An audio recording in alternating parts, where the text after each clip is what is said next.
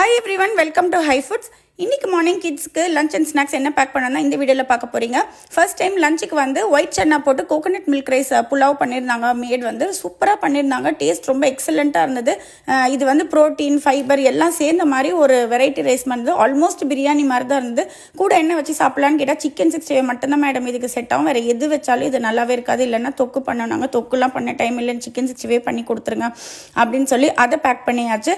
அப்புறம் ஸ்நாக்ஸுக்கு வந்து எப்பவும் போல் நம்மளுடைய கான்ஸ்டிபேஷன் வராமல் இருக்கணும் அப்படின்னு சொல்கிறதுக்காக and apple a day keeps டாக்டரவே சொல்லுவாங்கல்ல, அது உண்மையாக பொய்யா எனக்கு தெரியாது. அதனால் apple banana and sweet corn வெறும் சால்ட் அண்ட் பட்டர் மட்டும் போட்டு அமுச்சிட்டேன். அவ்வளோதான், கிட்ஸ் கிளம்பிட்டாங்க. மார்னிங் பிரேக்ஃபாஸ்ட்டுக்கு வந்து அவங்களுக்கு ரொட்டி தான் கொடுத்துருந்தேன்.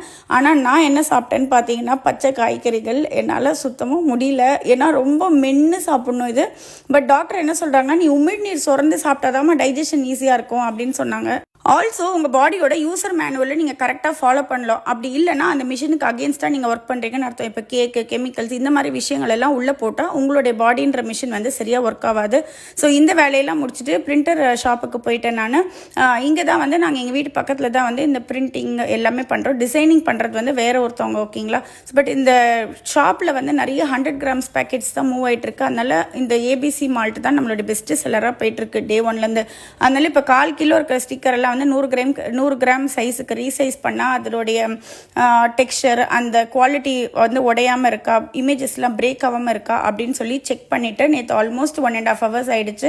சைஸ் எல்லாம் மெஷர் பண்ணி அப்புறம் நம்ம டேட்ஸ் ரோல் ஃபிக் ரோல் வந்து ரொம்ப பெஸ்ட்டு செல்லராக போயிட்டுருக்கு. அதுக்கு இது வரைக்கும் ரொம்ப ப்ரொஃபஷனலாக நம்ம ஸ்டிக்கர் ஒட்டினதே இல்லை. அதையெல்லாம் டிசைனர் கிட்ட டிசைன் பண்ணி வாங்கிட்டேன். பட் நம்ம பாக்ஸுக்குள்ளே என்ன சைஸில் ஸ்டிக்கர் ஒட்டினா நம்ம பொருளும் வெளியே தெரியணும், ப்ளஸ் ஸ்டிக்கரும் வந்து ரொம்ப சின்னதாக இருந்தால் போதும். இது எப்போயாவது தான் யாராவது ரீட் பண்ணுவாங்க. ஸோ ஏதோ ஒரு கலர் இருக்கணும், நியூட்ரிஷனல் இன்ஃபர்மேஷனோட என்ன இன்க்ரீடியன்ஸ் போட்டிருக்கோம், எக்ஸ்பைரி டேட்லாம் போடணும்ல. ஸோ அதனால் நம்ம புதுசாக லான்ச் பண்ண எல்லா ப்ராடக்ட்ஸோடைய டிசைனும் ஒரு தடவை ரீவிசிட் பண்ணிவிட்டு இமேஜஸ்லாம் பிரேக் ஆகுதா இல்லையா அப்படின்னு செக் பண்ணுவோம். ஃபஸ்ட் டைம் மட்டும்தான் இதை நாங்கள் பண்ணுவோம். ஸோ இப்போ நம்ம வந்து சிக்கன் 65 மசாலா இப்போ பிரிண்ட் போட்டுட்டோன்னா அதுக்கப்புறம் அதே ஃபைலை தான் அவங்க ரீயூஸ் பண்ணிக்குவாங்க. ஃபஸ்ட் டைம் மட்டும் இந்த ப்ரூஃப் ரீடிங்க்கு நான் வந்து நேரில் போவேன். ஸோ போகும்போது நம்மளுடைய டேட்ஸ் ரோல் ஃபிக் ரோல்லாம் வந்து அங்கே ஷாப்பில் உள்ள எல்லாருக்கும் எடுத்துகிட்டு போயிருந்தேன். சாப்பிட்டுட்டு சூப்பராக இருக்குது அப்படின்னு சொன்னாங்க. நிறைய பேர் அதனால தான் ஏன் வீட்டுக்கு வந்து வாங்கும்போது நீங்கள் வீட்டில் இருக்க மாட்டேங்கிறீங்க, அப்புறம் ஃபோன் பண்ணாலும் மீட்டிங்கில் இருக்கேன்றீங்க, நீங்கள் ஏதாவது கம்பெனிக்கு ஒர்க் பண்ணுறீங்க அப்படின்னு கேட்குறாங்க.